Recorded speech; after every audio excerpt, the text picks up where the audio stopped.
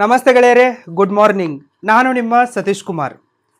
ಗೆಳೆಯರೆ, ನೀವು ಈ ವಿಡಿಯೋದ ಟೈಟಲ್ ಹಾಗೂ ಥಂಬ್ನೇಲ್ನಲ್ಲಿ ಯಾವ ಶಬ್ದಗಳನ್ನು ನೋಡ್ತಾ ಇದ್ದೀರೋ ಅವೆಲ್ಲ ಶಬ್ದಗಳು ನನ್ನ ಶಬ್ದಗಳಲ್ಲ. ಈ ಎಲ್ಲ ಶಬ್ದಗಳು ಅಂದರೆ ಪ್ರಧಾನಿ ನರೇಂದ್ರ ಮೋದಿ ಒಬ್ಬ ಬೋಗಸ್ ವ್ಯಕ್ತಿ, ಮತ್ತು ಪ್ರಧಾನಿ ನರೇಂದ್ರ ಮೋದಿಯವರಿಂದ ಶುರು ಮಾಡಲಾದ ಮಹತ್ತರ ಯೋಜನೆಗಳಾದ startup India, standup India, startup seed funding programme, startup incubation and acceleration programme, Atal ji innovation and incubation centres, ಮತ್ತು ಇದರ ಜೊತೆಗೆ ಪ್ರಧಾನಮಂತ್ರಿ ಮುದ್ರಾ ಲೋನ್ ಯೋಜನೆ ಮತ್ತು ಪ್ರಧಾನಮಂತ್ರಿ ಸ್ವಯಂ ಉದ್ಯೋಗ ಯೋಜನೆ ಅಂದರೆ PMAGP ಯೋಜನೆ. ಸೊ ಈ ಎಲ್ಲ ಯೋಜನೆಗಳು ಕೂಡ ಬೋಗಸ್ ಆಗಿವೆ, ಬಕ್ವಾಸ್ ಆಗಿವೆ, ಮತ್ತು ನರೇಂದ್ರ ಮೋದಿಯವರು ಕೂಡ ಬೋಗಸ್ ಆಗಿದ್ದಾರೆ. ಸೊ ಈ ಎಲ್ಲ ಶಬ್ದಗಳು ಕೂಡ ನನ್ನ ಶಬ್ದಗಳಲ್ಲ. ಈ ಎಲ್ಲ ಶಬ್ದಗಳು ಯಾರ ಶಬ್ದಗಳಪ್ಪ ಅಂತಂದರೆ ಸ್ಟೇಟ್ ಬ್ಯಾಂಕ್ ಆಫ್ ಇಂಡಿಯಾದ ಅತನಿ ಬ್ರ್ಯಾಂಚಿನ ಮ್ಯಾನೇಜರ್ಗಳ ಶಬ್ದಗಳಾಗಿವೆ. ಸೊ ಈ ಎಲ್ಲ ಶಬ್ದಗಳನ್ನು ಅವರು ಕಳೆದ 5.5 ವರ್ಷದಿಂದ ಅಂದರೆ 2018ರಿಂದ ನನಗೆ ಹೇಳ್ತಾನೆ ಬರ್ತಾ ಇದ್ದಾರೆ.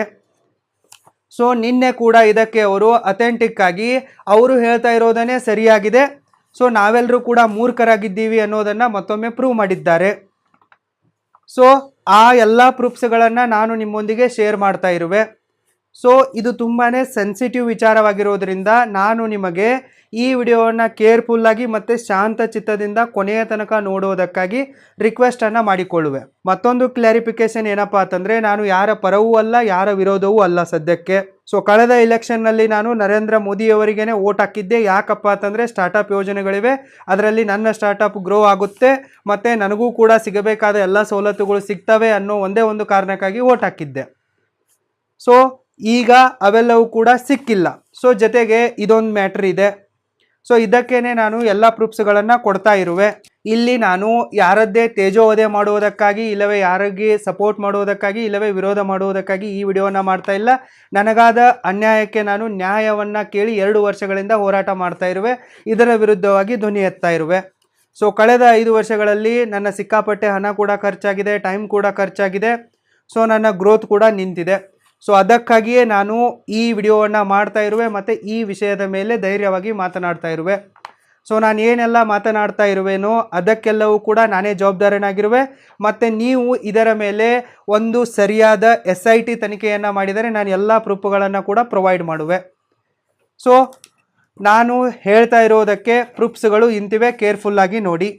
ಪ್ರೂಫ್ ನಂಬರ್ 1, ಭಾಳಷ್ಟು ಜನ ಹೇಳ್ತಾರೆ ಸ್ಟಾರ್ಟಪ್ ಇದೆ ಅಂತಂದರೆ ಅದರಲ್ಲಿ ಲೋನ್ ಸಿಗುತ್ತೆ, ಸಬ್ಸಿಡಿ ಸಿಗುತ್ತೆ ಅಂತೇಳಿ ನೀವು ಕೂಡ ಶುರು ಮಾಡಿರ್ಬೋದು ಅಂತ ಅನ್ನೋ ಒಂದು ಯೋಚನೆ ನಿಮ್ಮ ತಲೆಯಲ್ಲಿ ಬರ್ಬೋದು.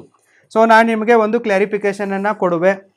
ಸೊ ನಾನು 2015ರಿಂದಲೇ ನಾನು ಕಾಲೇಜಿನಲ್ಲಿದ್ದಾಗ BSc ಗ್ರ್ಯಾಜುಯೇಷನ್ ಮಾಡ್ತಾ ಇರುವಾಗಲೇ ನಾನು ನನ್ನ ಸ್ಟಾರ್ಟಪ್ ಐಡಿಯಾದ ಮೇಲೆ ಕೆಲಸ ಮಾಡಲು ಶುರು ಮಾಡಿರುವೆ. ಸೊ 12/12/2015ರಿಂದಲೇ ನಾನು ನನ್ನ ಸ್ಟಾರ್ಟಪ್ಪಿನ ಮೇಲೆ ಕೆಲಸವನ್ನು ಮಾಡುತ್ತಾ ಬಂದಿರುವೆ. ಅದಾದ ನಂತರ ನಾನು ಡಿಗ್ರಿ ಮಾಡ್ತಾನೆ ಮತ್ತು ಡಿಗ್ರಿ ಆದ 1 ವರ್ಷದಲ್ಲಿ ನನ್ನ ಸ್ಟಾರ್ಟಪ್ಗೆ ಏನೇನೆಲ್ಲ ಸ್ಕಿಲ್ಗಳು ಬೇಕು, ಟೆಕ್ನಾಲಜಿ ಆಗಿರ್ಬೋದು, ಫಿಲ್ಮ್ ಮೇಕಿಂಗ್ ಆಗಿರ್ಬೋದು, video production, digital marketing, app development, web development, ಈ ಎಲ್ಲ ಸ್ಕಿಲ್ಗಳನ್ನು ಕೂಡ ನಾನು ಪುಣೆ, ಮುಂಬೈ ಹಾಗೂ ನ್ಯೂ ಡೆಲ್ಲಿಯಲ್ಲಿ ಹೋಗಿ ಕಲಿತಿರುವೆ. ಸೊ ನನ್ನ ಸ್ಟಾರ್ಟಪ್ಗೆ ಬೇಕಾದ ಎಲ್ಲ ಸ್ಕಿಲ್ಗಳನ್ನು ನಾನು ಡೆವಲಪ್ ಮಾಡಿಕೊಂಡೇ ನನ್ನ ಸ್ಟಾರ್ಟಪ್ಪನ್ನು ಶುರು ಮಾಡಿರುವೆ. ಸೊ ಇದರ ಜೊತೆಗೆ ನಾನು FTTI ಅಂತ ಒಂದು ಇನ್ಸ್ಟಿಟ್ಯೂಟ್ ಇದೆ, ಅದಕ್ಕೂ ಕೂಡ ಜಾಯ್ನ್ ಆಗೋಕ್ಕೆ ಟ್ರೈ ಮಾಡಿದ್ದೆ. ಅಲ್ಲಿ ಅಡ್ಮಿಷನ್ ಸಿಕ್ಕಿಲ್ಲ ಅಂಥೇಳಿ ನಾನು ಪ್ರೈವೇಟ್ ಇನ್ಸ್ಟಿಟ್ಯೂಟ್ಗಳಿಂದ ನನ್ನ ಸ್ಕಿಲ್ಗಳನ್ನು ಡೆವಲಪ್ ಮಾಡಿಕೊಂಡಿರುವೆ. ಇಷ್ಟೆಲ್ಲ ಸ್ಕಿಲ್ಗಳನ್ನು ಡೆವಲಪ್ ಮಾಡಿಕೊಂಡೇ ನಾನು ನನ್ನ ಸ್ಟಾರ್ಟಪ್ಪನ್ನು ಶುರು ಮಾಡಿರುವೆ. ಯಾವುದೇ ಒಂದು ಸಬ್ಸಿಡಿಯ ಆಸೆಗಾಗಿ ಅಲ್ಲ, ಪುಕ್ಸಟೆಯಾಗಿ ಏನೋ ಸಿಗತ್ತೆ ಅನ್ನೋ ಆಸೆಗಾಗಿ ಅಲ್ಲ. ಪ್ರೂಫ್ ನಂಬರ್ 2, ನಾನು ನನ್ನ ಸ್ಟಾರ್ಟಪ್ಪನ್ನು ಜುಲೈ 4, 2018ರಲ್ಲಿ ಕರ್ನಾಟಕ ರಾಜ್ಯದ ಬೆಳಗಾವಿ ಜಿಲ್ಲೆಯ ಅಥಣಿ ಪಟ್ಟಣದಲ್ಲಿರುವ ನಮ್ಮ ಮನೆಯಲ್ಲಿಯೇ ಶುರು ಮಾಡಿರುವೆ. ಏಕೆಂದರೆ ನಮ್ಮ ಹತ್ರ ದೊಡ್ಡ ದೊಡ್ಡ ಬಂಡವಾಳಗಳಿರಲಿಲ್ಲ. ಸೊ ನಮ್ಮ ಹತ್ರ ಏನಿದೆನೋ ಅದರಿಂದಲೇ ನಾನು ಶುರು ಮಾಡಿರುವೆ. ಸೊ 2018ರ ಜುಲೈನಲ್ಲಿಯೇ ನನ್ನ ಸ್ಟಾರ್ಟಪ್ಪು ರಿಜಿಸ್ಟ್ರೇಷನ್ ಆಗಿದೆ. ಸೊ ನೀವು ಈ ಇನ್ಕಾರ್ಪೊರೇಷನ್ ಸರ್ಟಿಫಿಕೇಟನ್ನು ನೋಡ್ಬೋದು. ಸೊ ಇದು ಪ್ರೂಫ್ ನಂಬರ್ 2 ಆಯಿತು. ಇನ್ನು ಪ್ರೂಫ್ ನಂಬರ್ 3, ನಾನು ನನ್ನ ಸ್ಟಾರ್ಟಪ್ಪನ್ನು ರಿಜಿಸ್ಟ್ರೇಷನ್ ಮಾಡಿದ ನಂತರ ನನ್ನ ಸ್ಟಾರ್ಟಪ್ಪಿನ ಕರೆಂಟ್ ಬ್ಯಾಂಕ್ ಅಕೌಂಟನ್ನು ಅಥಣಿಯ ಸ್ಟೇಟ್ ಬ್ಯಾಂಕ್ ಆಫ್ ಇಂಡಿಯಾದ ಸತ್ತಿ ರೋಡ್ ಬ್ರ್ಯಾಂಚಲ್ಲಿರುವ SBIನಲ್ಲೇ ಓಪನ್ ಮಾಡಿರುವೆ. ಡೇಟ್ ಏನಪ್ಪ ಅಂತಂದರೆ 18/7/2018. ಸೊ ನಾನು ನನ್ನ ಸ್ಟಾರ್ಟಪ್ನ ಕರೆಂಟ್ ಅಕೌಂಟನ್ನು ಓಪನ್ ಮಾಡಿದಾಗ ತುಂಬಿದ ಅಕೌಂಟ್ ಓಪನ್ ಮಾಡ್ಬೇಕಂದ್ರೆ ನಾವು 10,000 ಡಿಪಾಸಿಟ್ ಮಾಡಬೇಕಾಗತ್ತೆ ಕರೆಂಟ್ ಅಕೌಂಟಿಗೆ. ಸೊ ಅದರ ರಿಸಿಪ್ಟ್ ಇಲ್ಲಿದೆ, ಡಿಪಾಸಿಟ್ ರಿಸಿಪ್ಟು. ಸೊ ಇದು ಪ್ರೂಫ್ ನಂಬರ್ 3 ಆಯಿತು. Proof number 4. ಸೊ ನನ್ನ ಕರೆಂಟ್ ಅಕೌಂಟು ಓಪನ್ ಆದ 1 ವಾರದಲ್ಲಿಯೇ ನಾನು ಸ್ಟೇಟ್ ಬ್ಯಾಂಕ್ ಆಫ್ ಇಂಡಿಯಾದ ಅತನಿ ಬ್ರ್ಯಾಂಚಿನ ಮ್ಯಾನೇಜರ್ ಹತ್ರ ಹೋಗಿಬಿಟ್ಟು ಸೊ ನಾನು ಈ ರೀತಿಯಾದ ಒಂದು ಫಿಲ್ಮ್ ಎಡಿಟೆಕ್ ಸ್ಟಾರ್ಟಪ್ಪನ್ನು ಶುರು ಮಾಡಿರುವೆ, ಈ ರೀತಿ ನಾನು ಕೆಲಸ ಮಾಡಲು ಇಷ್ಟಪಡ್ತಾ ಇರುವೆ. ಸೊ ನನ್ನ ಡ್ರೀಮ್ಗಳು ಇವೆಲ್ಲ ಇವೆ, ಆದರೆ ನನ್ನ ಹತ್ರ ಯಾವುದೇ ಥರನಾದ ದೊಡ್ಡ ಕೋಲ್ಯಾಟ್ರಲ್ ಸೆಕ್ಯೂರಿಟಿಗಳಿಲ್ಲ, ಮನೆ ಹೊಲ ಇವುಗಳನ್ನು ಇಡೋ ಪರಿಸ್ಥಿತಿಯಲ್ಲಿ ನಾನಿಲ್ಲ. ಸೊ ನೀವು ನನಗೆ ಬರೀ 50,000 ಮುದ್ರಾ ಲೋನನ್ನು ಕೊಡಿ ನನ್ನ ಸ್ಟಾರ್ಟಪ್ಗೆ. ಸೊ ಇದರಿಂದ ನನ್ನ ಸಿಬಿಲ್ ಅಕೌಂಟ್ ಓಪನ್ ಆಗುತ್ತೆ, ಮತ್ತು ಇದರಿಂದ ಬ್ಯಾಂಕಿನ ಜೊತೆಗೆ ವ್ಯವಹಾರ ಕೂಡ ಚೆನ್ನಾಗಿ ಒಂದು ಪ್ರೂಫ್ ಟ್ರ್ಯಾಕ್ ರೆಕಾರ್ಡ್ ಬಿಲ್ಡ್ ಆಗುತ್ತೆ. ಮುಂದೆ ನನಗೆ ದೊಡ್ಡ ಲೋನ್ಗಳನ್ನು 5 ಲಕ್ಷ 10 ಲಕ್ಷ ಮತ್ತು ಸ್ಟಾರ್ಟಪ್ ಸ್ಕೀಮ್ನ ಕಡೆಗೆ 5 ಲಕ್ಷದಿಂದ ಹಿಡಿದು 15 ಕೋಟಿ ತನಕ ಲೋನ್ಗಳನ್ನು ತೆಗೆದುಕೊಳ್ಳುವ ಎಲ್ಲ ಫೆಸಿಲಿಟಿ ಇವೆ. ಸೊ ಅದಕ್ಕಾಗಿ ಇದು ಅಡಿಪಾಯ ಆದಂಗೆ ಆಗುತ್ತೆ, ಕುಡಿ ಅಂತ ನಾನು ಕೇಳಿದೆ. ಸೊ ಆವಾಗ ಆ ಬ್ರ್ಯಾಂಚ್ ಮ್ಯಾನೇಜರ್ ಏನು ಹೇಳಿದ್ರಪ್ಪ ಅಂತಂದರೆ, ನರೇಂದ್ರ ಮೋದಿಯವರ ಯೋಜನೆಗಳು ಏನು ಬೇಕಾದರೂ ಇರಲಿ, ಸ್ಟಾರ್ಟಪ್ ಏನು ಬೇಕಾದರೂ ಇರಲಿ, ಅವರೇನೋ ರಾಜಕಾರಣಿಗಳೆಲ್ಲ ಅಲ್ಲಿ ಕೂತ್ಕೊಂಡು ಭಾಷಣ ಬಿಗಿತಾರೆ, ಬಟ್ ದುಡ್ಡು ಕೊಡಬೇಕಾಗಿರೋದು ಬ್ಯಾಂಕು. ಸೊ ನಾವು ಹೇಳ್ದಂಗೆ ನಡೆಯುತ್ತೆ. ಸೊ ಅದೆಲ್ಲ ನನಗೆ ಗೊತ್ತಿಲ್ಲ. ಸೊ ನಿಮಗೆ ಲೋನ್ ಬೇಕಂತಂದರೆ 50,000 ಬೇಕಾಗಿದ್ದರೂ ಕೂಡ ನೀವು 3 ವರ್ಷದ ITR ಅನ್ನು ತರಬೇಕು, 3 ವರ್ಷದ ಬಿಸ್ನೆಸ್ ಎಕ್ಸ್ಪೀರಿಯನ್ಸನ್ನು ತರಬೇಕು. ಸೊ ಅದಿದ್ದರೆ ಕೊಡ್ತೀನಿ, ಇಲ್ಲಾಂದರೆ ಇಲ್ಲ ಅಂಥೇಳಿ ಖಡಾಖಂಡಿತವಾಗಿ ಹೇಳಿಬಿಟ್ರು. ಸೊ ಅವರೇ ಹೇಳಿರುವ ಮಾತುಗಳಲ್ಲಿ ನಿಜಾಂಶ ಇರಬಹುದು ಅಂಥೇಳಿ ನಾನು ಅದನ್ನು ಬಿಟ್ಟುಬಿಟ್ಟೆ, ನಮಗೆ ಸಿಗಲ್ಲ ಗುರು ಅಂಥೇಳಿ ಬಿಟ್ಟುಬಿಟ್ಟೆ. ಯಾಕಂದರೆ ಆವಾಗ ನನಗೆ ಬರೀ 22 ವರ್ಷ. ಸೊ ನಮಗೆ ಇಷ್ಟೊಂದು ಡೀಪ್ ಆದ ಎಕ್ಸ್ಪೀರಿಯನ್ಸ್ ಕೂಡ ಇರಲಿಲ್ಲ, ನಾಲೆಜ್ ಕೂಡ ಇರಲಿಲ್ಲ. ಸೊ ಅವರು ಹೇಳಿರುವ ಸುಳ್ಳು ಮಾತನ್ನೇ ನಾನು ನಿಜ ಅಂತ ನಂಬ್ಕೊಂಡ್ಬಿಟ್ಟು ಹೋಗಲಿ ಬಿಡು ಲೋನಿನ ಯೋಚನೆ ಅಂತ ಬಿಟ್ಟೆ. Proof number 5. ಸೊ ಇವರು ಈ ರೀತಿ ಹೇಳಿದಾಗ ನಾನು ಕರ್ನಾಟಕ ಸ್ಟಾರ್ಟಪ್ ಸೆಲ್ ಅಂತ ಒಂದಿದೆ, ಅಂದರೆ ಸ್ಟಾರ್ಟಪ್ ಇಂಡಿಯಾ ದೇಶದ ಪ್ರೋಗ್ರಾಮ್ ಆಯಿತು, ಅಂದರೆ ಇದು ನರೇಂದ್ರ ಮೋದಿಯವರ ಪ್ರೋಗ್ರಾಮ್ ಆಯಿತು. ಕರ್ನಾಟಕ ಸ್ಟಾರ್ಟಪ್ ಸೆಲ್ಲು ಕರ್ನಾಟಕ ರಾಜ್ಯದ ಸ್ಟಾರ್ಟಪ್ಪನ್ನು ಬೆಳೆಸುವ ಒಂದು ಡಿಪಾರ್ಟ್ಮೆಂಟ್ ಆಗಿದೆ. ಸೊ ಇವರಿಗೆ ನಾನು ಕಾಂಟ್ಯಾಕ್ಟ್ ಮಾಡುವ ಪ್ರಯತ್ನವನ್ನು ಮಾಡಿದೆ, ಇಮೇಲ್ಗಳನ್ನು ಹಾಕಿದೆ, ಲೆಟ್ರನ್ನು ಹಾಕಿದೆ. ಸೊ ನನಗೆ ಇವರು ಈ ರೀತಿ ಹೇಳ್ತಾ ಇದ್ದಾರೆ, ಸೊ ಏನಾದರೂ ಲೋನ್ಗಳನ್ನು ತೆಗೆದುಕೊಳ್ಳೋಕ್ಕೆ ಅವಕಾಶ ಇದೆನಾ, ಮತ್ತು ನಿಮ್ಮ ಸ್ಟಾರ್ಟಪ್ನಲ್ಲಿ ನಾನು ರಿಜಿಸ್ಟ್ರೇಷನನ್ನು ಮಾಡಬೇಕಂತಂದರೆ ನಾನು ಏನು ಮಾಡಬೇಕು ಅಂತೆಲ್ಲ ಕೇಳಿ ಇವರಿಗೆ ಒಂದು ಲೆಟರ್ಗಳನ್ನು ಇಮೇಲ್ಗಳನ್ನು ಬರೆದೆ. ಆದರೆ ಇವರ ಕಡೆಯಿಂದ ಯಾವುದೇ ಥರನಾದ ರೆಸ್ಪಾನ್ಸ್ ಬರಲಿಲ್ಲ. ಸೊ ನಾನು ಬೆಂಗಳೂರಿಗೆ ಹೋಗಿ ಅಲ್ಲಿ ಈ ಸ್ಟಾರ್ಟಪ್ನ ರಿಯಾಲಿಟಿ ಏನಿದೆ ಎಂಬುದನ್ನು ತಿಳಿದುಕೊಳ್ಳುವ ಪ್ರಯತ್ನ ಮಾಡಿದೆ, ಬಟ್ ಅಲ್ಲಿ ನನ್ನ ಸ್ಟಾರ್ಟಪ್ ಸೆಟಪ್ ಆಗಲಿಲ್ಲ. ಸೊ ಅದಾದ ನಂತರ ನಾನು ಮಹಾರಾಷ್ಟ್ರದ ಪುಣೆಗೆ ಹೋದೆ. ಸೊ ಅಲ್ಲಿರುವ ಸ್ಟಾರ್ಟಪ್ಗಳನ್ನು ಮೀಟ್ ಆದೆ, ಅವ್ರು ಹೆಂಗೆ ನಡೆಸ್ತಾ ಇದ್ದಾರೆ, ಏನು ನಡೆಸ್ತಾ ಇದ್ದಾರೆ ಹೆಂಗಂತೇಳಿ. ಅವರ ರಾಜ್ಯದಲ್ಲಿ ಹೊಸದಾಗಿ ಶುರುವಾದ ಸ್ಟಾರ್ಟಪ್ಗಳಿಗೆ ಯಾವುದೇ ಕೋಲೆಟ್ರಲ್ ಸೆಕ್ಯೂರಿಟಿ ಇಲ್ಲದೆ ಮತ್ತು ಬೇರೆ ಬೇರೆ ಯೋಜನೆಗಳ ಅಡಿಯಲ್ಲಿ ದುಡ್ಡು ಕೊಡ್ತಾಯಿದ್ರು. ಸೊ ಅಲ್ಲಿ ನನಗೊಂದು ವಿಚಾರ ಏನು ಗೊತ್ತಾಯ್ತಪ್ಪ ಅಂತಂದರೆ, ಸೊ ಈ ಏನು ಮುದ್ರಾ ಲೋನ್ ಯೋಜನೆ ಇದೆಯಲ್ಲ, ಇದರಲ್ಲಿ ನಾವು ಹೊಸ ಬಿಸ್ನೆಸ್ಗಳಿಗೂ ಕೂಡ ಲೋನನ್ನು ತೆಗೆದುಕೊಳ್ಬೋದು, ಮತ್ತು ಸಿಬಿಲ್ ಸ್ಕೋರ್ 0 ಇದ್ದರೂ ಕೂಡ ತೆಗೆದುಕೊಳ್ಬೋದು. ಏಕೆಂದರೆ ಇದು ಹೊಸ ಬಿಸ್ನೆಸ್ಗಳನ್ನು ಬೆಳೆಸುವುದಕ್ಕಾಗಿಯೇ ಶುರು ಮಾಡಿರುವ ಯೋಜನೆ ಆಗಿದೆ ಅಂತ ಗೊತ್ತಾಯಿತು. ಸೊ ಅದಾದ ನಂತರ ನಾನು ಪುಣೆ ಬಿಟ್ಟು ಮತ್ತೆ ಅತನಿಗೆ ಬಂದು ಇದೇ ಬ್ರ್ಯಾಂಚ್ ಮ್ಯಾನೇಜರ್ ಹತ್ರ ಹೇಳಿದೆ, ಈ ರೀತಿ ಇದೆ ಮತ್ತು ಅಲ್ಲೇವರಿಗೆಲ್ಲ ಕೊಟ್ಟಿದ್ದಾರೆ, ಮತ್ತು ನೀವು ಇದಕ್ಕೆ ಏನಂತೀರ. ಸೊ ಆವಾಗ ಅವ್ರು ಏನು ಹೇಳಿದ್ರಪ್ಪ ಅಂತಂದರೆ, ನಿಮ್ಮ ಸ್ಟಾರ್ಟಪ್ನ ರಿಜಿಸ್ಟರ್ಡ್ ಆಫೀಸು ಅತನಿಯಲ್ಲೇ ಇದೆ, ನಮ್ಮ ಬ್ಯಾಂಕ್ ಏರಿಯಾದಲ್ಲೇ ಇದೆ, ಆದರೆ ಓನರ್ಗಳಾದ ನಿಮ್ಮ ಆಧಾರ್ ಕಾರ್ಡು ವೋಟರ್ ಕಾರ್ಡು ನಮ್ಮ ಬ್ಯಾಂಕ್ ಏರಿಯಾದಲ್ಲಿಲ್ಲ, ಅಂದರೆ 5 ಕಿಲೋಮೀಟ್ರ್ ಬಿಟ್ಟು ದೂರ ಇವೆ ಅಂತಂದರು. ಸೊ ನಮ್ಮ ಹಳ್ಳಿಯಲ್ಲಿ ನನ್ನ ಆಧಾರ್ ಕಾರ್ಡು ಮತ್ತು ಪ್ಯಾನ್ ಕಾರ್ಡು ಡಾಕ್ಯುಮೆಂಟ್ಗಳೆಲ್ಲವೂ ಕೂಡ ಹಳ್ಳಿಯಲ್ಲೇ ಇವೆ, ಹಳ್ಳಿಯಲ್ಲಿ ಬೆಳೆದಿರೋದ್ರಿಂದ ಅದೇ ಮನೆಯಲ್ಲಿವೆ. ಸೊ ಅದು ಅತನಿಯಿಂದ 30 ಕಿಲೋಮೀಟ್ರ್ ಆಗತ್ತೆ. ಸೊ ಆವಾಗ ಇವರು ಈ ರೀತಿ ಅಂತಂದ್ರಲ್ಲ, ಇಲ್ಲಿ ಬರೀ ಆಫೀಸ್ ಇದೆ, ನಮ್ದು ಆ ಡಾಕ್ಯುಮೆಂಟ್ ಇಲ್ಲ ಅಂತೇಳಿ ನಮಗೆ ಅಷ್ಟು ನಾಲೆಜ್ ಇರಲಿಲ್ಲ. ನಾನು ಇದನ್ನು ಕೂಡ ನಿಜ ಅಂತ ನಂಬಿಟ್ಟು ನಮ್ಮ ಊರಲ್ಲಿರುವ ಯೂನಿಯನ್ ಬ್ಯಾಂಕಿಗೆ ನಾನು ಅಲ್ಲಿ ಹೋಗಿ ಅಪ್ಲೈ ಮಾಡಿದೆ. ಸೊ ಅಲ್ಲಿ ಹೋಗಿ ಅಪ್ಲೈ ಮಾಡಿದಾಗ ಅವರು ನನಗೆ ರಿಟರ್ನಲ್ಲಿ ಬರೆದು ಕೊಟ್ಟರು, ಈ ರೀತಿಯಾಗಿ ಯಾವುದೇ ನಿಯಮಗಳಿಲ್ಲ, ಅಂದರೆ ನಿಮ್ಮ ರಿಜಿಸ್ಟರ್ಡ್ ಆಫೀಸ್ ಎಲ್ಲಿದೇನೋ ಓನರ್ಗಳ ಆಧಾರ್ ಕಾರ್ಡು ವೋಟರ್ ಕಾರ್ಡು ಅಲ್ಲೇ ಇರಬೇಕು ಅನ್ನೋ ನಿಯಮಗಳೇನಿಲ್ಲ. ನಿಮ್ಮ ರಿಜಿಸ್ಟರ್ಡ್ ಆಫೀಸು ಅತನಿಯಲ್ಲಿದೆ, ಅದು ಸಿಟಿಯಲ್ಲಿದೆ, ನಿಮ್ಮ ಬಿಸ್ನೆಸ್ ಅಲ್ಲೇ ನಡೆಯುತ್ತೆ, ನೀವು ಅಲ್ಲೇ ಲೋನನ್ನು ತೆಗೆದುಕೊಳ್ಳಿ ಅಂಥೇಳಿ ಅವರು ರಿಟರ್ನಲ್ಲಿ, ಅಂದರೆ ಯೂನಿಯನ್ ಬ್ಯಾಂಕ್ ಆಫ್ ಇಂಡಿಯಾದ ಲೆಟರ್ ಹೆಡ್ನಲ್ಲಿ ಬರೆದು ಕೊಟ್ಟು ಸೈನ್ ಹಾಕಿ ಕೊಟ್ಟರು. ಸೊ ಇದನ್ನು ಹೋಗಿ ನಾನು ಅತನಿ ಮ್ಯಾನೇಜರ್ಗೆ ತೋರಿಸಿದರೂ ಕೂಡ ಅವರು ಅದೇ ಮಾತುಗಳು. ಸ್ಟಾರ್ಟಪ್ ಇಂಡಿಯಾ ಯೋಜನೆ ಏನೇ ಇರಬಹುದು, ಅದು ನಮಗೇನು ಸಂಬಂಧ ಇಲ್ಲ, ನಮಗೆ ಅದೇನಿಲ್ಲ, ಬ್ಯಾಂಕಿನ ನಿಯಮಗಳು ಬೇರೆ ಇರ್ತವೆ. ಸೊ ಅವಾಗಲೂ ಕೂಡ ಎಲ್ಲವನ್ನ ಇವರು ತೆಗಳಿದ್ರು ಮತ್ತು ಅವಹೇಳನ ಮಾಡಿದ್ರು. Proof number 6. ಇಷ್ಟೆಲ್ಲ ಆದ ನಂತರ ನಾನು ಈ ಲೋನಿನ ಯೋಜನೆಯನ್ನು ಸ್ವಲ್ಪ ತಲೆಯಿಂದ ತೆಗೆದುಬಿಟ್ಟು ನನ್ನ ಸ್ವಂತ ಬಲದ ಮೇಲೆ ಎಷ್ಟೆಲ್ಲ ಆಗುತ್ತೋ ಫ್ರೆಂಡ್ಸ್ಗಳಿಂದ ಸಹಾಯವನ್ನು ತೆಗೆದುಕೊಂಡು, ಟೀಚರ್ಸ್ಗಳಿಂದ ಸಹಾಯವನ್ನು ತೆಗೆದುಕೊಂಡು ಬೆಳೆಸೋಕ್ಕೆ ಸ್ಟಾರ್ಟ್ ಮಾಡಿದೆ. ಸೊ 1 ವರ್ಷದ ನಂತರ ನನಗೆ ಕರ್ನಾಟಕ ಸ್ಟಾರ್ಟಪ್ ಸೆಲ್ದವರ ಕಡೆಯಿಂದ ರಿಪ್ಲೈ ಬಂತು 1 ವರ್ಷದ ನಂತರ. ಸೊ ನೀವು ಇಷ್ಟೆಲ್ಲ ಡಾಕ್ಯುಮೆಂಟ್ಗಳನ್ನು ಕೊಟ್ಟು ನಮ್ಮ ವೆಬ್ಸೈಟ್ನಿಂದ ನೀವೆಲ್ಲ ಡಾಕ್ಯುಮೆಂಟ್ಗಳನ್ನ ಅಪ್ಲೋಡ್ ಮಾಡಿ ಅಲ್ಲಿ ನಿಮಗೆ ಒಂದು ರಿಜಿಸ್ಟ್ರೇಷನ್ ಸರ್ಟಿಫಿಕೇಟು ಮತ್ತು ರಿಕಗ್ನೈಸೇಷನ್ ಲೆಟರ್ ಸಿಗುತ್ತೆ. ಇದರಿಂದ ನಿಮಗೆ ಲೋನ್ ತೆಗೆದುಕೊಳ್ಳೋದಕ್ಕೆ, ಫಂಡ್ ತೆಗೆದುಕೊಳ್ಳೋದಕ್ಕೆ ಈಸಿ ಆಗುತ್ತೆ ಅಂಥೇಳಿ ಅವರು ಒಂದು ರೆಸ್ಪಾನ್ಸನ್ನು ಕೊಟ್ಟರು. ಅದಾದ ನಂತರ ನಾನು ಅವರು ಹೇಳಿದಂತೆ ಸೊ ಕರ್ನಾಟಕ ಸ್ಟಾರ್ಟಪ್ ಸೆಲ್ನ ಅಂಡರ್ನಲ್ಲಿ IT-BT ಡಿಪಾರ್ಟ್ಮೆಂಟ್ನ ಅಂಡರ್ನಲ್ಲಿ ಬರುತ್ತೆ ಇದು. ಸೊ ಅವರ ಅಂಡರ್ನಲ್ಲಿ ನಾನು ನನ್ನ ಸ್ಟಾರ್ಟಪ್ಪನ್ನು ರಿಜಿಸ್ಟ್ರೇಷನ್ ಮಾಡಿ ಲೆಟರನ್ನು ತೆಗೆದುಕೊಂಡೆ, ಅಂದರೆ ಇದು ಈ ಸರ್ಟಿಫಿಕೇಟನ್ನು ತೆಗೆದುಕೊಂಡೆ. ಬಟ್ ಇದು ಬರೀ ಸರ್ಟಿಫಿಕೇಟ್ ಆಯಿತು.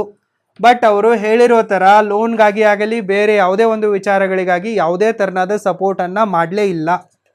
ಸೊ ಈ ಕರ್ನಾಟಕ ಸರ್ಕಾರದ ವತಿಯಿಂದ ಆವಾಗಿನ BJP ಗೌರ್ಮೆಂಟ್ನವರು startup elevator programme, startup escalator programme ಅಂಥೇಳಿ ಅದರಲ್ಲಿ 50 ಲಕ್ಷನೋ 2 ಕೋಟಿನೋ ಗ್ರ್ಯಾಂಟ್ ಕೊಡುವ ಒಂದು ಕಾಂಪಿಟೇಷನನ್ನು ಅನೌನ್ಸ್ ಮಾಡಿದರು. ಸೊ ಅದಕ್ಕೆ ನಾನು ಅಪ್ಲೈ ಮಾಡಿದ್ದೆ.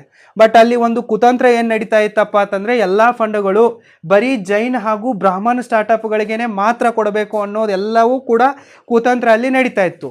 ಸೊ ನಮ್ಮನ್ನು ಅಲ್ಲಿ ಫಸ್ಟ್ ರೌಂಡ್ನಲ್ಲಿಯೇ ಸ್ಟಾರ್ಟಪ್ನಲ್ಲಿ ಪಾರ್ಟಿಸಿಪೆಂಟ್ ಮಾಡದಂತೆ ನಮ್ಮನ್ನು ಸಿಸ್ಟಮ್ಯಾಟಿಕ್ ಆಗಿ ಹೊರಗಡೆ ಎತ್ತಾಕಿದ್ರು.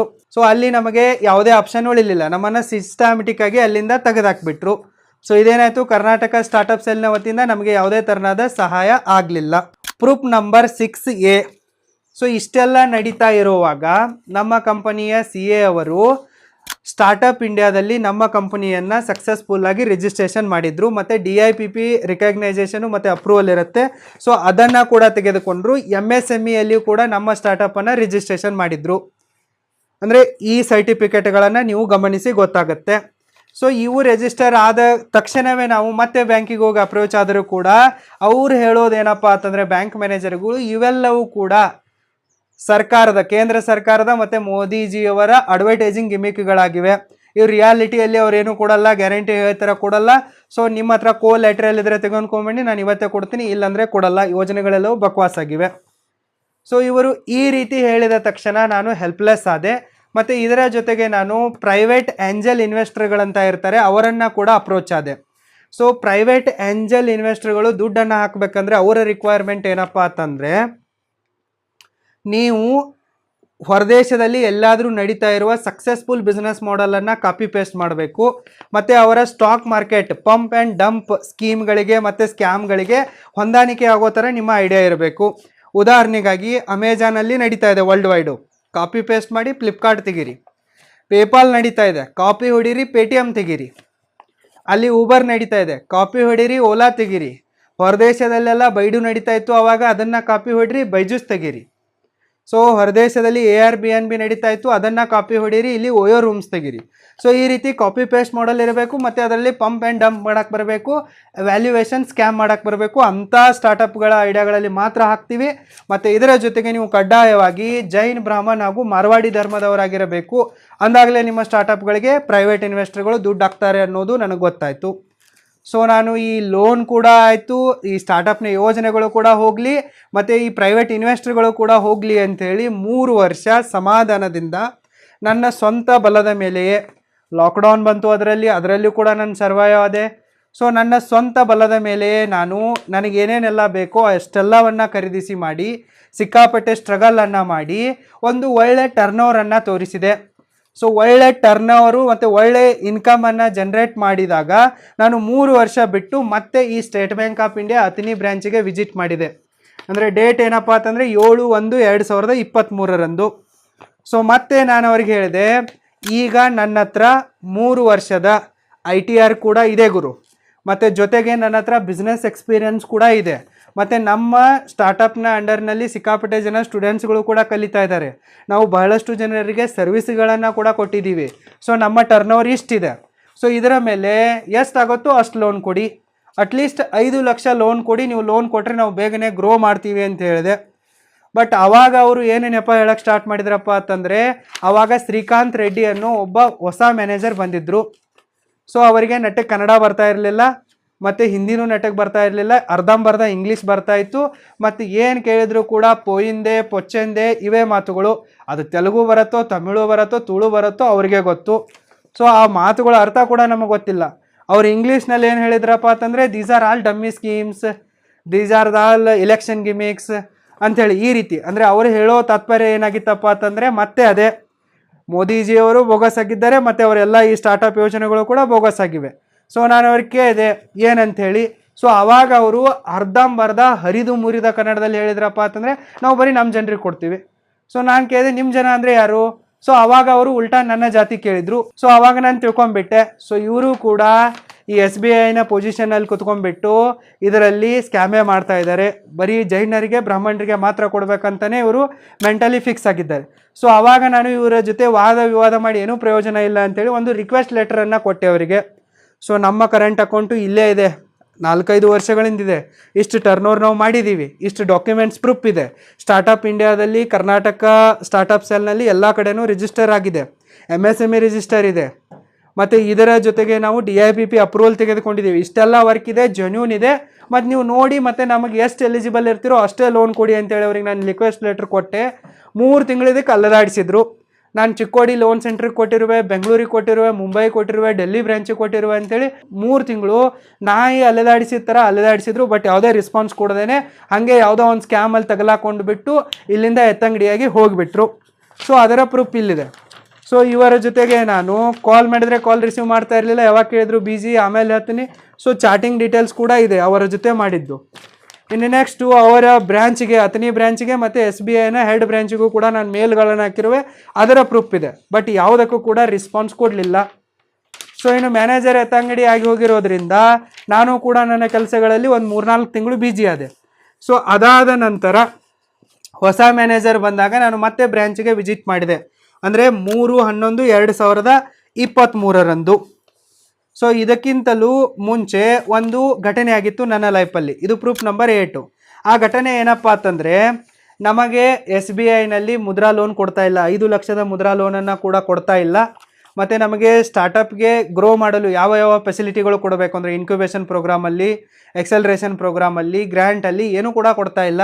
ಸೊ ನಾವು ಎಲ್ಲ ಕಡೆನೂ ಟ್ರೈ ಮಾಡ್ತಾಯಿದ್ದೀವಿ, ಎಲ್ಲೂ ಆಗ್ತಾ ಇಲ್ಲ ಅಂಥೇಳಿ ನಾನು ಇದರಲ್ಲಿ ಆಗ್ತಾ ಇರುವ ಸ್ಕ್ಯಾಮು ಮತ್ತು ಮ್ಯಾನೇಜರ್ಗಳ ಕಮಿಷನ್ ದಂಧೆಯ ಮೇಲೆ ವಿಡಿಯೋವನ್ನು ಮಾಡಿ ನನ್ನ ಎಲ್ಲ ಯೂಟ್ಯೂಬ್ ಚಾನಲ್ಗಳಲ್ಲಿ ಅಪ್ಲೋಡ್ ಮಾಡಲು ಸ್ಟಾರ್ಟ್ ಮಾಡಿದೆ. ಸೊ ಆವಾಗ ನನಗೆ ಯಾವ ಸ್ಟಾರ್ಟಪ್ಗಳಿವೆಲ್ಲ ದೊಡ್ಡದ್ದು ಈ ಸ್ಕ್ಯಾಮ್ನಲ್ಲಿ ಇನ್ವಾಲ್ವ್ ಆಗಿರೋದು, ಅವರು ನನ್ನ ಚಾನಲನ್ನು ರಿಪೋರ್ಟ್ ಮಾಡೋದು, ನನ್ನನ್ನು ಟ್ರೋಲ್ ಮಾಡಿಸೋದು, ಬೈಗುಳುಗಳನ್ನು ಹಾಕೋದು, ಸೊ ಈ ರೀತಿ ಎಲ್ಲ ಮಾಡ್ತಾಯಿದ್ರು. ಮತ್ತು ನನ್ನನ್ನು ಒಂದು ಕುತಂತ್ರದಲ್ಲಿ ಫಿಟ್ ಮಾಡಿಸಿ ಜೈಲಲ್ಲಿ ತಳ್ಳೋ ಪ್ಲ್ಯಾನ್ ಕೂಡ ಮಾಡಿದ್ರು. ಸೊ ಅದರ ರಿಲೇಟೆಡ್ ಆಗಿ ನಾನು ಒಂದು ಸೈಬರ್ ಕ್ರೈಮ್ ಕಂಪ್ಲೇಂಟನ್ನು ಕೂಡ ಫೈಲ್ ಮಾಡಿದೆ. ಸೊ ಆದರೆ ಕರ್ನಾಟಕ ಪೊಲೀಸರು ಇದರ ಮೇಲೆ ಯಾವುದೇ ಆ್ಯಕ್ಷನನ್ನು ತೆಗೆದುಕೊಳ್ಳದೆ ನನ್ನನ್ನು ಹೀರಿಂಗ್ ಮಾಡಿದಾನೆ, ನನ್ನ ಒಂದು ಕಂಪ್ಲೇಂಟನ್ನು ಡಿಸ್ಪೋಸ್ ಮಾಡಿದರು. ಸೊ ಈ ರೀತಿ ಇದೆ. ದೊಡ್ಡವರ ವಿರುದ್ಧ ಎಲ್ಲಿ ಮಾತಾಡೋಕ್ಕಾಗತ್ತೆ ಅಂಥೇಳಿ ನಾನು ಕರ್ನಾಟಕ ರಾಜ್ಯದ ಮುಖ್ಯಮಂತ್ರಿಗಳಾದ ಸಿದ್ದರಾಮಯ್ಯ ಅವರಿಗೂ ಕೂಡ ನಾನು ಲೆಟರನ್ನು ಕಳಿಸಿದ್ದೆ. ಅವರ ಆಫೀಸಿಗೇನೆ ಸ್ಪೀಡ್ ಪೋಸ್ಟ್ನ ಮುಖಾಂತರ ಲೆಟರನ್ನು ಕಳಿಸಿದ್ದೆ. ಸೈಡಲ್ಲಿ ಎವಿಡೆನ್ಸ್ ಇದೆ, ಸ್ಪೀಡ್ ಪೋಸ್ಟ್ನ ರೆಸಿಪ್ಟ್ ಕೂಡ ಇದೆ, ನಾನೇ ಖುದ್ದಾಗಿ ಬರೆದಿರುವ ಹ್ಯಾಂಡ್ ರೈಟಿಂಗಲ್ಲಿ ಕಳಿಸಿರುವ ಲೆಟ್ರ್ ಇದೆ. ಮತ್ತು ನಾನು ಓಪನ್ ಆಗಿದ್ದನ್ನು ನನ್ನ ಎಲ್ಲ ಸೋಷಿಯಲ್ ಮೀಡಿಯಾಗಳಲ್ಲಿ, ಟ್ವಿಟರಲ್ಲಿ, ಯೂಟ್ಯೂಬಲ್ಲಿ ಕೂಡ ಹಾಕಿದ್ದೆ. ಸೊ ಇದು ಪ್ರೂಫ್ ಇದೆ. ಸೊ ಇಷ್ಟೆಲ್ಲ ಮಾಡ್ತಾನೆ ನಾನು ಇಯರ್ ಎಂಡಲ್ಲಿ, ಅಂದರೆ 2023 ಕೊನೆಯಲ್ಲಿ, ಆವಾಗ ಹೊಸದಾಗಿ ಮ್ಯಾನೇಜರ್ ಬಂದಿದ್ದಾರೆ ಅಂಥೇಳಿ ಅವ್ರಿಗೂ ಕೂಡ ನಾನು ಹೋಗಿ ಹೇಳಿದೆ, ನೋಡಿ ಸರ್, 5 ವರ್ಷದಿಂದ ನಾನು ಇದೇ ಬ್ರ್ಯಾಂಚಲ್ಲಿ 50,000ದಿಂದ ನಾನು ಕೇಳ್ತಾ ಇದ್ದೀನಿ. ಈಗ ನನ್ನ ಟರ್ನೋವರ್ ಜಾಸ್ತಿ ಇದೆ. ಸೊ ಈಗ ನೀವು ಕೊಡ್ಬೋದು, ನನಗೆ ಮುಂಚೆ ಇರೋರು ಕೊಟ್ಟಿಲ್ಲ, ನೀವಾದರೂ ಕೊಡಿ, ಮತ್ತು ಏನು ಪ್ರೊಸೀಜರ್ ಇದೆ ಹೇಳಿ ಅಂತಂದರೆ ಅವ್ರು ಒಮ್ಮಿಂದೊಮ್ಮೆಲೆ ಮುದ್ರಾ ಲೋನ್ ಹೆಸರು ಕೇಳಿದ ತಕ್ಷಣ ಸಿಡಿದು ಬೀಳಕ್ಕೆ ಸ್ಟಾರ್ಟ್ ಆದರು. ಕೊಡಲ್ಲ, ನೀವು ಅಪ್ಲೈ ಮಾಡೋಕ್ಕೆ ಹೋಗ್ಬೇಡಿ, ಅದೇನಿರುತ್ತೆ ಇದೇನಿರುತ್ತೆ, ಅಷ್ಟು ಜನ ಮುಳುಗಿಸಿದ್ದಾರೆ, ಬ್ಯಾಂಕಿನ ಮೇಲೆ ಅಷ್ಟು ಹೊರೆ ಆಗಿದೆ, ಇಷ್ಟು ಹೊರೆ ಆಗಿದೆ. ಸೊ ನಾನಂದೆ ಇದಕ್ಕೆಲ್ಲ ನಾನು ಕಾರಣ ಅಲ್ಲ. ಸೊ ನೀವು ಎಲ್ಲರೂ ಕೂಡ ಕೊಡುವಾಗ ನೋಡಿ ಕೊಡಬೇಕು, ನಾವು ನಿಯತ್ತಾಗಿ ಮಾಡ್ತಾಯಿದ್ದೀವಿ, ಅಟ್ಲೀಸ್ಟ್ ನಮ್ಮ ಅಪ್ಲಿಕೇಶನ್ ಆದರೂ ತೆಗೆದುಕೊಳ್ಳಿ. ಅವರು ಕೂಡ ನಿಮ್ಮದು ಶೆಲ್ ಕಂಪ್ನಿ ಇದೆ, ಇಲ್ಲೇ ಯಾರು ಸ್ಟಾರ್ಟಪ್ ಮಾಡ್ತಾರೆ, ಇಲ್ಲಾಕೆ ಮಾಡಿದ್ದೀರಾ, ಮೋದಿಜಿಯವರೇನು ಅದನ್ನು ಅಂತೇಳಿ ಎಲ್ಲ ಮಾತಾಡಿದರು. ಸೊ ನಾನು ಅವ್ರ ಲೋನ್ ಅಪ್ಲಿಕೇಶನ್ನ ಸಿಸ್ಟಮೆಟಿಕ್ಕಾಗಿ ಕೊಡೋಕೆ ಹೋದರೂ ತೊಗೊಳ್ಳಿಲ್ಲ. ಆವಾಗ ನಾನು ಪ್ರಧಾನಮಂತ್ರಿಯಾದ ನರೇಂದ್ರ ಮೋದಿಜಿಯವರಿಗೆ ಅವರದ್ದೊಂದು PMO ಗ್ರೇವಿಯನ್ಸ್ ಪೋರ್ಟಲ್ ಇದೆ, ಸೊ ಅದರಲ್ಲಿ ಹೋಗಿ ನಾನು ಇದೇ ವಿಚಾರವಾಗಿ ಕಂಪ್ಲೇಂಟನ್ನು ಫೈಲ್ ಮಾಡಿದ್ದೆ. ಸೊ ಇಲ್ಲಿದೆ ನೋಡ್ಬೋದು ನೀವು, ಆ ಕಂಪ್ಲೇಂಟ್ ಐಡಿಯ ನಂಬರ್ ಕೂಡ ಇದೆ, ಇಲ್ಲಿ ಸೈಡಲ್ಲಿ ಹಾಕ್ತಾ ಇರುವೆ ನೋಡಿ. ಸೊ ಈ ಕಂಪ್ಲೇಂಟನ್ನು ನಾನು ಅಲ್ಲಿ ಹಾಕಿದಾಗ ಅಲ್ಲಿಂದ SBIನ ಹೆಡ್ ಆಫೀಸ್ಗೆ ಒಂದು ಇಮೇಲ್ ಹೋಗಿದೆ. ಅವರು ಕರ್ನಾಟಕಕ್ಕೆ ಕಳಿಸಿದ್ದಾರೆ. ಕರ್ನಾಟಕದಿಂದ ಹುಬ್ಬಳ್ಳಿಯಿಂದ ಚಿಕ್ಕೋಡಿಯಿಂದ ಅಥಣಿ ಬ್ರ್ಯಾಂಚಿಗೆ ಬಂದಾಗ ಅವರು ಏನು ಕೊಡೋದಿದೆನೋ ಕೊಡಿ, ನಾವು ನೋಡ್ತೀವಿ ಏನಿದೆ ಅಂತೇಳಿ ಈ ರೀತಿ ಸಿಟ್ನಲ್ಲಿ ಹೇಳಿ ನನ್ನ ಅಪ್ಲಿಕೇಶನನ್ನು ತೊಗೊಂಡ್ರು. ಸೊ ಇಲ್ಲಿ ಅಪ್ಲಿಕೇಶನ್ ಕೊಡೋದಕ್ಕಿಂತ ಮುಂಚೆನೇ ಇವರು PMO ಗ್ರೇವಿಯನ್ಸ್ ಪೋರ್ಟಲ್ನವರು ಸಸ್ಪೆಕ್ಟೆಡ್ ಸ್ಪ್ಯಾಮ್ ಅಂಥೇಳಿ ನಾನು ಕೊಟ್ಟಿರುವ ಕಂಪ್ಲೇಂಟಿನ ಮೇಲೆ ಯಾವುದೇ ತನಿಖೆ ಮಾಡದೆ ಇದಕ್ಕೆ ನ್ಯಾಯ ಒದಗಿಸಿದ್ದೇನೆ, ಇದನ್ನು ಕ್ಲೋಸ್ ಮಾಡಿಬಿಟ್ರು. ಅವ್ರ ಕಡೆಯಿಂದ ಒಂದು ಕಾಲ್ ಬಂದಿತ್ತು, ರೇಟಿಂಗ್ ಹೇಳಿ ಅಂತಂದ್ರು, ಕೆಲಸ ಆಗಿದ್ದೇನೆ ಇಲ್ಲ. ನಾನಂದೆ ಇನ್ನೂ ಕೆಲಸ ಆಗೇ ಇಲ್ಲ. ಸೊ ಅವರು ಅದನ್ನ ಕ್ಲೋಸ್ ಮಾಡಿಬಿಟ್ರು 3 ದಿನದ ಒಳಗಡೆನೆ. ಸೊ ನೆಕ್ಸ್ಟು ಅದಾದ ನಂತರ ನಾನು 26/2/2024 ಸೊ ನಾನು ಈ ಬ್ರ್ಯಾಂಚ್ನಲ್ಲಿ ಅಂದರೆ SBI ಸತ್ತಿ ರೋಡ್ ಬ್ರ್ಯಾಂಚಲ್ಲಿ ಹೋಗಿ ನನ್ನ ಲೋನ್ ಅಪ್ಲಿಕೇಶನನ್ನು ಕೊಟ್ಟೆ. ಸಿಸ್ಟಮೆಟಿಕ್ಕಾಗಿ ಒಂದು ಫೈಲನ್ನು ಮಾಡಿ ನನ್ನ ಲೋನ್ ಅಪ್ಲಿಕೇಶನನ್ನು ನಾನು ಕೊಟ್ಟಿರುವೆ. ಲಾಸ್ಟ್ ವಿಡಿಯೋದಲ್ಲಿ ಕೂಡ ನಾನು ಇದನ್ನು ನಿಮಗೆ ತೋರಿಸಿರುವೆ. ಸೊ ಅಷ್ಟಾದ ನಂತರ ಅವರು ನನ್ನ ಲೋನ್ ಅಪ್ಲಿಕೇಶನನ್ನು ಪೂರ್ತಿ ನೋಡಿಬಿಟ್ಟು ಸಿಸ್ಟಮಲ್ಲಿ ಹಾಕಿ ಒಂದು ನನಗೆ ರಿಸಿಪ್ಟನ್ನು ಕೊಡಬೇಕಾಗಿತ್ತು, ಅಕ್ನಾಲೇಜ್ಮೆಂಟ್ ನಂಬರ್, ನಿಮ್ಮ ಲೋನ್ ಅಪ್ಲಿಕೇಶನ್ ನಂಬರ್ ಇದಿದೆ, ಸೊ ನೀವು ಟ್ರ್ಯಾಕ್ ಮಾಡ್ಕೊಳ್ಳಿ ಅಂತೇಳಿ. ಬಟ್ ಅವರು ಈ ಯಾವುದೇ ಸ್ಟ್ಯಾಂಡರ್ಡ್ ನಿಯಮಾವಳಿಗಳನ್ನು ಫಾಲೋ ಮಾಡಲಿಲ್ಲ.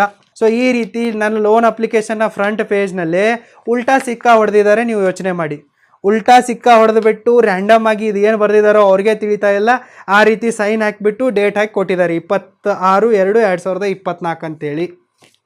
ಸೊ ಈ ರೀತಿಯಾಗಿ ಇವರು ಇದನ್ನು ರಿಸೀವ್ಡ್ ಅಂತ ಕೊಟ್ಟರು. ಸೊ ಇದು ಡಿಜಿಟಲಿ ಎಲ್ಲೂ ಅಪ್ಡೇಟ್ ಆಗಲಿಲ್ಲ. ಸೊ ಇದಾದ ನಂತರ ನಾನು ಇದರ ಫಾಲೋಅಪನ್ನು ತೆಗೆದುಕೊಳ್ಳೋಕ್ಕೆ ಶುರು ಮಾಡಿದೆ. ಸರ್ ಏನಾಯ್ತು ಸರ್ ಲೋನ್ ಅಪ್ಲಿಕೇಶನ್ನು ಯಾವಾಗ ಅಪ್ಡೇಟ್ ಮಾಡ್ತೀರಾ ಏನು? ಇವ್ರು ಏನು ಹೇಳಿದ್ರಪ್ಪ ಅಂತಂದರೆ ಇದೆಲ್ಲವೂ ಕೂಡ ನಮ್ಮ ಕೈಯಲ್ಲಿಲ್ಲ, ನಾನು ಇಲ್ಲಿ ಕೊಟ್ಟಿರುವೆ. ಸೊ ಇವರು ನಮ್ಮ ಆಫೀಸಿಗೂ ಕೂಡ ವಿಸಿಟ್ ಮಾಡ್ಕೊಂಡು ಹೋದರು, ಫೋಟೋ ಹೊಡ್ಕೊಂಡು ಹೋದರು.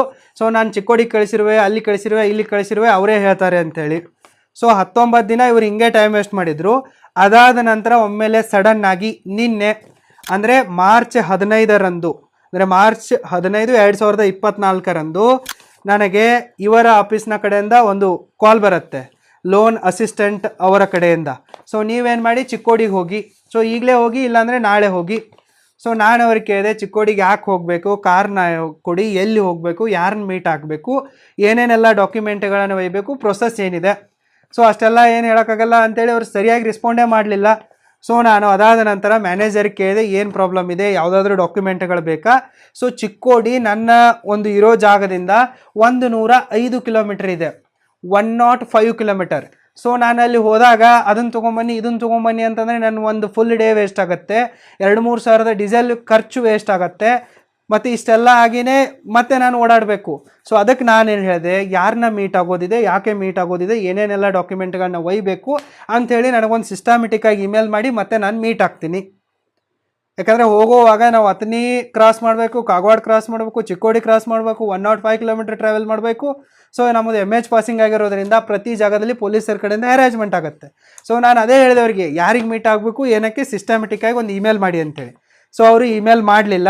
ಸೊ ನಾನು ಅವ್ರಿಗೆ 5-6 ಸತಿ ಕಾಲ್ ಮಾಡಿ ಇದೇ ಕೇಳಿದ್ರು ಕೂಡ ಅವ್ರು ಸರಿಯಾಗಿ ರೆಸ್ಪಾಂಡ್ ಮಾಡಲಿಲ್ಲ. ಸೊ ಇದರ ಕುರಿತಾಗಿ ನಾನು ಮ್ಯಾನೇಜರಿಗೆ ಕಾಲ್ ಮಾಡಿದ್ರು ಕೂಡ ರೆಸ್ಪಾನ್ಸ್ ಇಲ್ಲ. ಲೋನ್ ಅಸಿಸ್ಟೆಂಟಿಗೆ ನಾನು ಅವರು ಯಾರು ಚಿಕ್ಕೋಡಿಯಲ್ಲಿ ಕರೀತಾ ಇದ್ದಾರಲ್ಲ ಅವ್ರ ನಂಬರ್ ಆದರೂ ಕೂಡ ನಾನು ಅವ್ರಿಗೆ ಕೇಳ್ತೀನಿ ಡೈರೆಕ್ಟಾಗಿ ಏನು ತರೋದಿದೆ ಅಂತೇಳಿ. ಬಟ್ ಅವ್ರ ಪ್ರೈವೇಸಿ ಇದೆ ಅಂತೇಳಿ ನಂಬರ್ ಕೊಡಲಿಲ್ಲ. ಇನ್ನು ನಾನು SBIನ ನೋಡಲ್ ಆಫೀಸರ್ಗೆ ಕಾಲ್ ಮಾಡಿದರೆ ಅವ್ರು ಕಾಲ್ ತೆಗಿಲಿಲ್ಲ. ಸೊ ಇಷ್ಟೆಲ್ಲ ಆಯಿತು. ನಾನು ಯೋಚನೆ ಮಾಡೋಣ, ಮಂಡೇ ಹೋಗಿ ಕೇಳೋಣ, ಶನಿವಾರ ಸೆಕೆಂಡ್ ಹಾಲಿಡೇ ಸುಟಿ ಇರ್ಬೋದು ಅಂತೇಳಿ ಮಂಡೇ ಹೋಗಿ ಕೇಳೋಣ ಅಂಥೇಳಿ ಬಿಟ್ಟೆ. ಆದರೆ ಇವ್ರು ಏನು ತಲೆ ಉಪಯೋಗಿಸಿದ್ರಪ್ಪ ಅಂತಂದರೆ ಶುಕ್ರವಾರ ದಿನಾನೇ ಈವ್ನಿಂಗ್ಗೆ ನನಗೆ ಲೋನ್ ಅಪ್ಲಿಕೇಶನ್ ರಿಜೆಕ್ಟೆಡ್ಡು, ನಿಮಗೆ ಫೈಲ್ ವಾಪಸ್ ಕೊಡ್ತಾ ಇದ್ದೀವಿ ಅಂಥೇಳಿ ಒಂದು ಮೇಲನ್ನು ಫಾರ್ವರ್ಡ್ ಮಾಡಿದರು. ಅದರಲ್ಲಿ ಕಾರಣ ಏನು ಕೊಟ್ಟಿದ್ರಪ್ಪ ಅಂತಂದರೆ ಟರ್ನೋವರ್ ಕಮ್ಮಿ ಇದೆ ಮತ್ತು ನಿಮ್ಮದು ಮುಂದೋಗಿ ಕಂಪ್ನಿ ಲಾಸಿಗೆ ಹೋಗುತ್ತೆ, ಮುಚ್ಚುತ್ತೆ ಅಂಥೇಳಿ. ಗುರು ಟರ್ನೋವರ್ ಜಾಸ್ತಿ ಇದ್ದಾಗಲ್ಲ, ಟರ್ನೋವರೇ ಇಲ್ಲದೆ ಇರೋವಾಗ ಡೇ ಫಸ್ಟ್ದಿಂದಲೇ ನಾನು ಇವರಿಗೆ 5 ವರ್ಷದಿಂದ ಕೇಳ್ತಾ ಇರುವ ಬರೀ ಒಂದಲ್ಲ ಒಂದು ನೆಪ ಹೇಳಿ ರಿಜೆಕ್ಟ್ ಮಾಡ್ತಾ ಇದ್ದೀರಾ. ಮತ್ತು ಮೋದಿಜಿ ಹಾಗೆ, ಸ್ಟಾರ್ಟಪ್ ಯೋಜನೆಗಳು ಹಿಂಗೆ, ಇದೆಲ್ಲ ನಿಮಗೆ ಯಾಕೆ ಬೇಕು ರಾಜಕಾರಣ? ನೀವು ರಾಜಕಾರಣ ಮಾಡೋಕ್ಕಲ್ಲಿ ಕುಂತಿದ್ದಾರಾ? ಇಲ್ಲ ತಾನೇ? ಸೊ ಈ ರೀತಿ 5 ವರ್ಷ ವೇಸ್ಟ್ ಮಾಡಿದ್ದೀರಾ. ಸೊ ನಾನು ಇವರಿಗೆ ಲೋನ್ ಅಪ್ಲಿಕೇಶನ್ ಕೊಟ್ಟಾಗ ಇವರು ರಿಸಿಪ್ಟ್ ಕೊಟ್ಟಿಲ್ಲ ಅಂಥೇಳಿ SBIನ ನೋಡಲ್ ಅಧಿಕಾರಿಗಳಿಗೆ ಅವರ ಹೆಸರು ಹೇಮಲತಾ ಪಂಡಿತ್ ಅಂತೇಳಿ.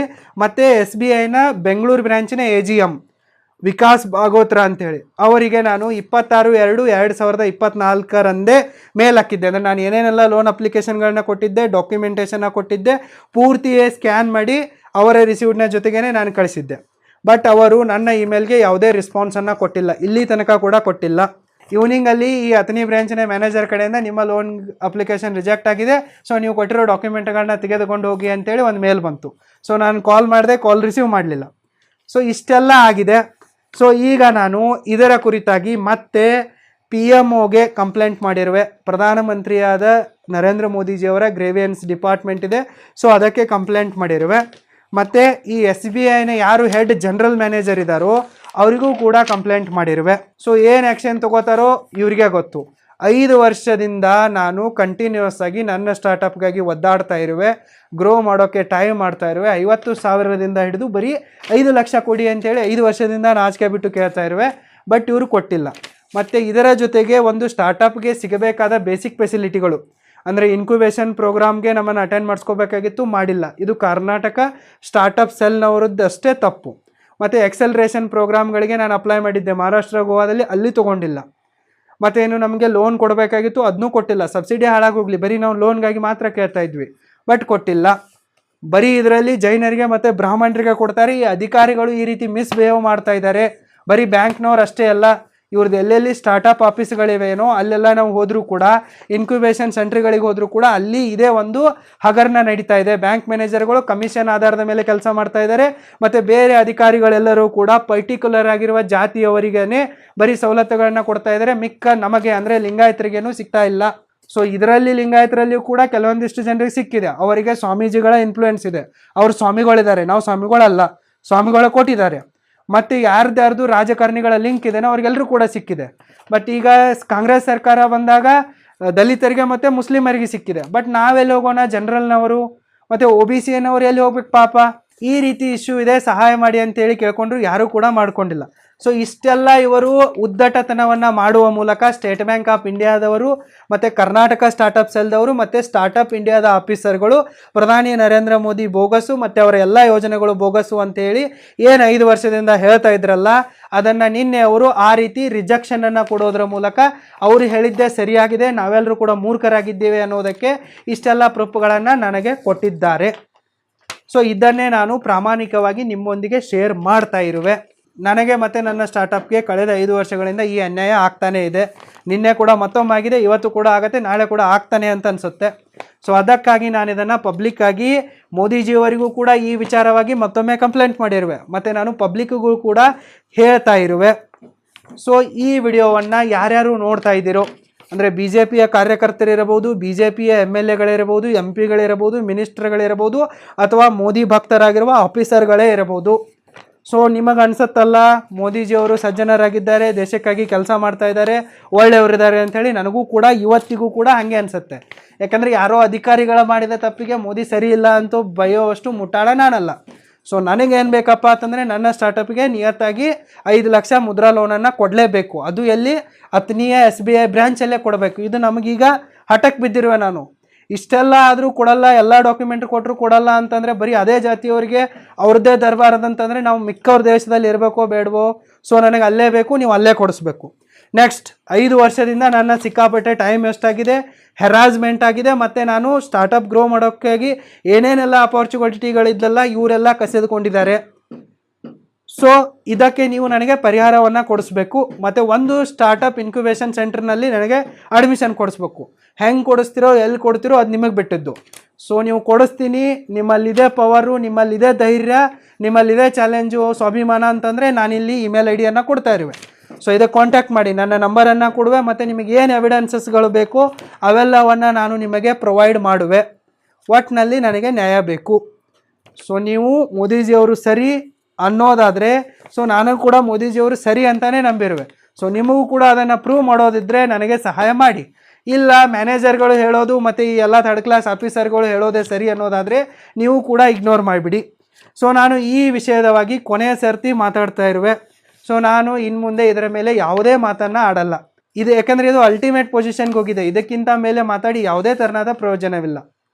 ಸೊ ನಾನು ಪ್ರಾಮಾಣಿಕವಾಗಿ ಹೋರಾಟವನ್ನು ಮಾಡ್ತಾ ಇರೋ, ಯಾರಿಗೆ ಅನ್ಸುತ್ತಲ್ಲ ಅವ್ರು ಸಪೋರ್ಟ್ ಮಾಡಿ, ಯಾರಿಗೆ ಅನ್ಸಲ್ಲಲ್ಲ ಹಾಳಾಗೋಗ್ಲಿ ಬಿಡಿ ಅಂತೇಳಿ ಅವ್ರು ಬಿಟ್ಟು ಬಿಡಿ. ಸೊ ಇದರಿಂದ ಯಾರಿಗಾದರೂ ಬೇಜಾರಾಗಿದ್ದರೆ, ತೊಂದರೆ ಆಗಿದ್ದರೆ, ಹರ್ಟ್ ಆಗಿದ್ದರೆ, ಸೊ ನಾನು ನನ್ನ ಪ್ರಾಮಾಣಿಕವಾಗಿ ಕ್ಷಮೆಯನ್ನು ಕೇಳುವೆ. ಮತ್ತು ನನಗೆ ಯಾರ್ಯಾರೆಲ್ಲ ಸಪೋರ್ಟ್ ಮಾಡ್ತಾ ಇದ್ರಲ್ಲ ಅವರಿಗೆ ನಾನು ಸಿನ್ಸಿಯರಾಗಿ ಥ್ಯಾಂಕ್ಸ್ಗಳನ್ನು ಹೇಳುವೆ.